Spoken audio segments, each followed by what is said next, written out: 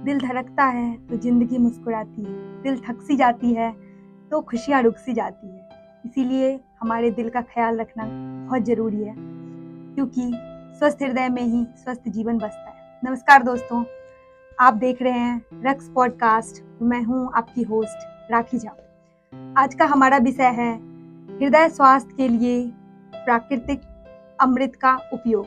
जैसा कि हम सब जानते हैं कि आजकल हृदय रोग, high blood pressure, high cholesterol, तनाव जैसी समस्याएं दिन प्रतिदिन बढ़ती जा रही हैं और केमिकल यूजेस भी कहीं ना कहीं बहुत ही ज़्यादा बढ़ते जा रहे हैं, जिसकी वजह से लोग प्राकृतिक और घरेलू उपायों की तरफ लौट रहे हैं। लोग ट्रेडिशनल मेथड्स और नेचुरल चीज़ों पे ज़्यादा ट्रस्ट कर रहे हैं। तो इसी विषय पे चर्चा करने के लिए आज हमारे साथ हैं डॉक्टर जितेंद्र कुमार। ये जाने माने विशेषज्ञ है और एक सफल इंजीनियर भी हैं। ये एक छुपे हुए कवि भी हैं और इनका उपनाम दीप है, जो बहुत कम लोग जानते हैं। तो बहुत बहुत स्वागत है डॉक्टर साहब आपका। नमस्कार। सर्वप्रथम रक्स पॉडकास्ट के सभी श्रोताओं को मेरा स्नेह और नमस्कार। सर्वप्रथम तो मैं आपका जो इतना अच्छा आपने मेरा परिचय दिया है उसके लिए मैं आपका बहुत बहुत शुक्रिया करूंगा। और आपने मेरी कविता को इतने अच्छे सुरीले शब्दों के अंदर ऐसे सजा दिया जैसे कि मेरी कविता का हृदय ही जीवित हो गया हो। डॉक्टर साहब, हमारे दर्शकों को याद होगा आपके पहले पॉडकास्ट में जो फूड एज मेडिसिन था, उसमें आपने प्राकृतिक अमृत के बारे में संक्षिप्त वर्णन दिया था। तो उसके बाद बहुत सारे दर्शकों का जिज्ञासा था कि इस पे थोड़ा विस्तार में बताया जाए, तो कृपया इस पे थोड़ा विस्तार में चर्चा करें। फूड एज मेडिसिन का जो मेरा पहला पॉडकास्ट था उसके अंदर भी मैंने यही बताने की कोशिश की थी कि कैसे भोजन को संतुलित रखकर और मिलेट्स का प्रयोग कर कर हम अपनी बहुत सारी बीमारियों से लड़ने के काबिल हो सकते हैं और वो हमको बहुत सारी बीमारियां लंबे समय तक नहीं होंगी। इसके अंदर भी जो जिस विषय में हम आज बात करने जा रहे हैं ये भी एक प्राकृतिक अमृत है, उनका रसायन है जी। कुछ चीजों का जो प्राकृतिक चीजें हैं उस रसायन को मिलाकर हमने जो हृदय संबंधी आपने अभी शुरुआत के अंदर बोला उनसे हम लड़ने के लिए हम तैयार हो सकते। ओके, तो सबसे पहले दर्शकों को ये बताइए कि प्राकृतिक अमृत आखिर क्या है? ये प्राकृतिक अमृत और कुछ नहीं है, जो हमारे आसपास प्राकृतिक चीजें हैं उन्हीं का ही मिलाकर एक रसायन बनाया जाता है। जैसे अदरक जिसको जिंजर बोलते हैं, दूसरा लहसुन जिसको हम गार्लिक बोलते हैं, इंग्लिश के अंदर गार्लिक बोलते हैं, तीसरा है नींबू का रस लेमन जूस, चौथा है एप्पल साइडर विनेगर और पांचवा है शहद जिसको इंग्लिश में हनी बोलते हैं। इन सब का एक अनुपात के अंदर मिक्सचर बनाना है, एक तरीके से मिक्सचर बनाना है, वही हमारी ये दवा का काम करेगा। तो डॉक्टर साहब, ये लोग कहते हैं कि ये दिल के धमनियों को स्वस्थ रखने में मदद करता है, इसका क्या कारण हो सकता है? ऐसा अगर आप इन सभी चीजों को देखेंगे बहुत पुरानी पर जब आयुर्वेदिक में भी और हम अपने दादा दादी के टाइम से भी देखें, इन सब में अपने अपने गुण बहुत होते हैं। जैसे अदरक, ये रक्त संचार सुधारने में बहुत सहायक माना जाता है। दूसरा, ये सूजन बहुत इन्फ्लामेशन को कम करता है। तीसरा, ये गंदा वाला कोलेस्ट्रॉल एलडीएल जिसको बोलते हैं उसको नियंत्रित करने के अंदर बहुत सहायक होता है। और चौथा, ये रक्त को पतला करने में भी बहुत सहायक होता है। तो इसी तरह अगर आप देखेंगे लहसुन के अंदर हम देखेंगे ये बीपी को कंट्रोल करता है। बहुत जगह पर खाली बीपी को कंट्रोल करने के लिए ही लहसुन का प्रयोग किया जाता था। और ये ट्राइग्लिसराइड और प्लेक्स, इनका निर्माण कम करने में बहुत उपयोगी माना जाता है। प्लेक्स आप समझते होंगे, जो हमारी धमनियों के अंदर वसा की एक परत आ जाती है उसको प्लेक्स बोलते हैं। और ये कोलेस्ट्रॉल को भी कम करता है और हृदय की रक्त वाहिनियों को उसके अंदर फ्लेक्सिबिलिटी बढ़ाता है, लोच बढ़ाता है। नींबू का रस जैसे सबको पता है विटामिन सी और एंटीऑक्सीडेंट्स का भरपूर मात्रा इसमें होती है। शरीर के मेटाबॉलिज्म को भी ये बहुत सपोर्ट करता है और धमनियों में जमा हुआ प्लेग जो है उसको कम करने में बहुत सहायक होता है और ब्लड प्योरिफिकेशन में इसका बहुत बड़ा काम होता है। इसी तरह एप्पल साइडर विनेगर ये फैट्स को और ट्राइग्लिसराइड को इसके नियंत्रण में बहुत सहायक होता है। आपको ये जान के हैरानी होगी कि ये ब्लड शुगर का भी मैनेजमेंट करता है। इसको अगर तरीके से एक अलग तरीके से इसको लिया जाए तो इसका ब्लड शुगर भी आप उससे पूरा कंट्रोल कर सकते हैं और डिटॉक्स के प्रभाव से जो धमनियों में कुछ भार बढ़ जाता है उसको भी ये कम करता है।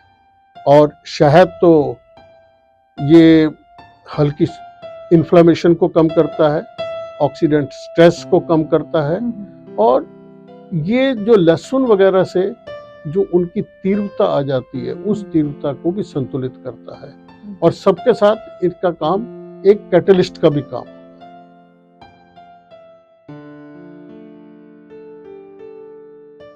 बहुत ही उपयोगी जानकारी दिया है आपने। तो इसका बनाने का क्या विधि है ये एक बार आप बता दीजिए हमारे दर्शकों को। इसको बनाने के लिए सबसे पहले हम अदरक का रस एक भाग लेंगे, लहसुन का रस एक भाग लेंगे, नींबू का रस एक भाग लेंगे और एप्पल साइडर विनेगर एक भाग लेंगे। इन चारों को हम मिलाकर एक या तो लोहे की कढ़ाई में या हांडी में या फिर हम अगर ये दोनों नहीं आपके पास तो स्टील के मोटे तले वाले बर्तन में इसको डालेंगे और इसको हल्की आंच के अंदर गर्म करेंगे। इसमें यह ध्यान रखना है कि तांबे का बर्तन या एल्युमिनियम का बर्तन नहीं लेना है।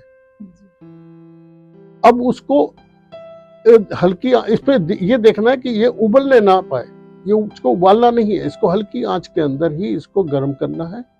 और जब इसका 1/4 भाग कम हो जाए यानी कि 3/4 भाग रह जाए तब इसकी आंच को बंद कर देना है और इसको ठंडा होने देना। जब ये रूम टेम्परेचर पर आ जाएगा तो उसके अंदर एक भाग हम शहद का और इसके अंदर मिला देंगे और ये शहद अलग अलग के अंदर हम ज्यादा भी कर सकते हैं और कम भी कर सकते हैं, ये टेस्ट के ऊपर रहता है कि कौन सा।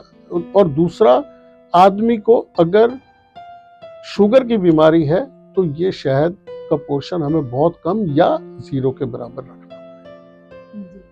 और इन सबको जब पूरा ये मिक्स हो जाए इनको मिक्स करके कांच की बोतलों में भर के इसको फ्रिज में रख लीजिए। तैयार। तो अब आप इसके स्टोरेज से रिलेटेड कि और इसके सेल्फ लाइफ क्या है, इस पे आप कुछ दर्शकों को बता दें। ये 3 महीने तक फ्रिज के अंदर बिल्कुल आराम से इसको यूज किया जा सकता है। अगर फ्रिज में इसको रखा हुआ 3 महीने तक यूज किया जा सकता है और बेटर ये उतना ही बनाइए जो 3 महीने के अंदर कंज्यूम हो जाए। और अगर कोई किसी के घर में अगर फ्रिज नहीं है तो फिर तो उन्हें फ्रेश डेली बनाना चाहिए ऑब्वियसली। फिर आपको ये सब गर्म अगर ना भी करें, आप डेली इतने जूस निकाल के इनको मिक्स करके और इसके अंदर आप उसको पी सकते हैं, पर उसके लिए मेहनत आपको ज्यादा करनी पड़ेगी। तो इसे किस प्रकार से लिया जाना चाहिए डेली, इस पे आप कुछ बता दीजिए दर्शकों को। ऐसे ये 1 चम्मच आपको सुबह उठते ही खाली पेट लेना जरूरी है और उसके आधे घंटे तक पानी नहीं पीना है, पानी तक भी नहीं पीना, कुछ खाना पीना भी नहीं है, जिससे कि इसको अपना काम करने दीजिए। और 1 चम्मच इसका रात को भोजन के आधे घंटे के बाद इसको ले लें। और ये पर अलग अलग आदमियों की अलग अलग हेल्थ के हिसाब से ये अलग अलग क्वांटिटी भी चेंज की जा सकती है। तो क्या ये अमृत लेना ही पर्याप्त है, ये प्राकृतिक अमृत लेना ही पर्याप्त है? नहीं, इसके साथ हमको अपने जीवन शैली भी अपनी बदलनी पड़ेगी। जैसे मैं हमेशा अपने लेक्चर्स के अंदर हमेशा बोलता हूँ कि रोज 30 से 40 मिनट का वॉक करना, ब्रिस्क वॉक करना जरूरी होता है, और तले हुए भोजन और अत्यधिक मिठाई नहीं खानी चाहिए, और अपने भोजन के अंदर ओट्स, अलसी, मेथी, छाछ जैसे प्राकृतिक आहार का भी प्रयोग करें। और ये आदतें हृदय संबंधी लंबे समय तक बेहतर रखने में मदद करती है। क्या इसके सेवन के लिए कोई सावधानियां भी हैं? जी हाँ, इसके सेवन के लिए आपने ठीक कहा, इसकी सावधानियां, अगर कोई आदमी ब्लड थिनर वगैरह ले रहा है तो इसका प्रयोग करने से पहले डॉक्टर से पूछना बहुत जरूरी है। दूसरा, अगर कोई गर्भवती महिलाएं हैं वो भी इसका प्रयोग ना करें, अगर करना ही है तो डॉक्टर से पूछे बगैर प्लीज ना करें। और जिन लोगों को एसिडिटी और GERD की प्रॉब्लम रहती है वो इसका कम प्रयोग से शुरू करें। और जैसा मैंने पहले बताया, डायबिटीज वाले लोग इसका शहद का प्रयोग या तो बिल्कुल ना करें या बहुत कम मात्रा में। तो इस पॉडकास्ट को समाप्त करने से पहले मैं डॉक्टर साहब की ही कुछ लाइन कहना चाहूंगी कि दिल अगर स्वस्थ हो तो जीवन में उमंग रहती है, हर सुबह नई ऊर्जा, नई तरंग रहती है। तो अपनों के लिए, अपने सपनों के लिए आप अपने हृदय स्वास्थ्य का ख्याल रखें। और डॉक्टर साहब, इतनी सरल और महत्वपूर्ण जानकारी देने के लिए आपका बहुत बहुत धन्यवाद। धन्यवाद। स्वस्थ रहें, संतुलित रहें और प्राकृतिक जीवन शैली को अपनाएं। नमस्कार। तो दोस्तों, यदि आपको ये एपिसोड, ये पॉडकास्ट अच्छा लगा हो तो share to your near and dear one, अपने परिवार और मित्रों को आप शेयर करें। और मिलते हैं फिर अगले एपिसोड में रक्स पॉडकास्ट के साथ। नमस्कार।